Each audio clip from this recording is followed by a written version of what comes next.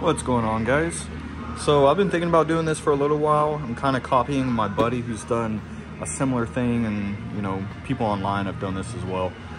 But we're going to basically reroute this intake from that reroutes like cold air from the underside of the car. But from factory, it has like this box and stuff. So we're gonna delete the box, and we're gonna use some reflective tape to help keep some heat off of the intake piping and stuff like that. Should be pretty easy. I'm gonna try to reroute it to where my fog lights used to be. And instead of going to like a parts store, I went to Ace, got like a dryer vent type deal, and some industrial aluminum tape, which is basically just reflective tape. Automotive like aftermarket manufacturers like to rename shit that already exists. And this, if they literally just renamed it to automotive piping, it would be fucking 50 bucks. But both of these were $10 each, and I think it's a pretty solid little buy. And it's real metal, it's not plastic, and it comes with zip ties. So yeah, I'm gonna pop the bumper off and pop the intake off, and we'll start getting that box out. Yeah, so just pop your bumper off. You don't necessarily have to take it all the way off. I just got it to where it's hanging. You're gonna take this box. I already took it off, but it's gonna be sitting like this in the bumper. Take 2 10 mils off, and you kind of have to wiggle it because it has all this piping. There's 2 sides. This side goes, here, let me point at it again. This side goes up to this tube, so you can see the bottom. You can't see it, but the bottom goes there. And then this tubing comes off the top, and it comes up here into the fender. So we're just gonna take this tubing out, and I might actually reuse this rubber piece and reshape it. It's upside down. Reshape it to be like a funnel. It's actually like perfect shape, so that's pretty sick. And then I might try to reuse this. We shall see. So I'm gonna put it together and see what's up. Right, we got the doggy and we got the intake.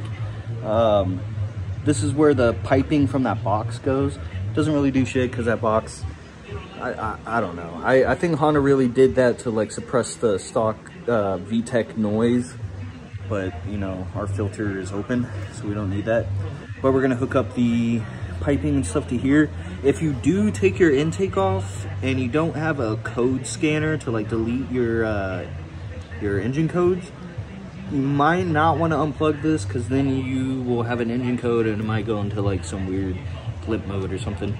And then I don't run EGR or anything, so I have that capped off. And then, well, I guess that's EGR. Yeah, I have the, oh yeah, I have crankcase capped off. It's kind of venting the atmosphere.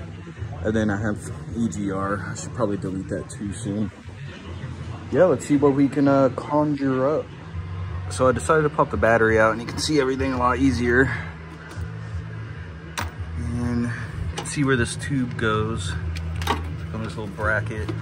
And I kind of had the metal tubing mocked up, but I am actually gonna take this piece out. It's just kind of an unnecessary bend. And I'm gonna have that tube from the fog light housing to the metal up to the intake. It makes it a little simpler. All right, got everything properly routed. Pretty much just need the AC duct, and then I cut up some of the plastic pieces, and I showed you the duct a second ago. But basically, this is just a bunch of zip ties, and I bent the tubing, and then I took my aluminum tape and just wrapped it around a couple times. I know it's not perfect, but you're not sealing water or anything. You just need to trap that airflow. So kind of molded it. That's the nice thing about this aluminum tape, is you can mold it pretty nicely, and it blends in. You can't even like tell where the tape starts and where the duct starts. So got that good, and let's see if it clicks in. Wait, see it in there? popped into the little rubber grommet nicely. And there it's popped in. And then I'm gonna keep playing with it, but pretty much what it looks like. I don't think it looks terrible. The side looks a little weird, but like I said, we're gonna play with it for a second. But so far so good. It's pretty sick. Up over the car. Can't even tell it's there. All right, so took the wire out and got it pulled up. I kind of gave it like a cuff, like I folded it in on itself. And then I'm gonna put some of this aluminum tape around the zip tie, and it'll be nice and clean looking. If you've never, this isn't from that, I stabbed myself, but it made me think about it. If you've never used this tape before, be very cautious, because this is literally just a razor blade on a roll, pretty much. This aluminum is so thin and just ready to cut your fingers. But I have tough fingers, but apparently the tops of my hands are soft. Freaking the wire, where'd it go? The wire like came up and popped on me. Freaking one end stabbed me, so whatever. Yeah, put this on and on the floor. So I added some onto my radiator hose that sits right underneath the intake and on my intake manifold. I kind of wrapped it around on the bottom just to reflect some heat from the radiator. You know, it doesn't look all like super great, but hopefully it does a little bit of something. And it kind of blends in.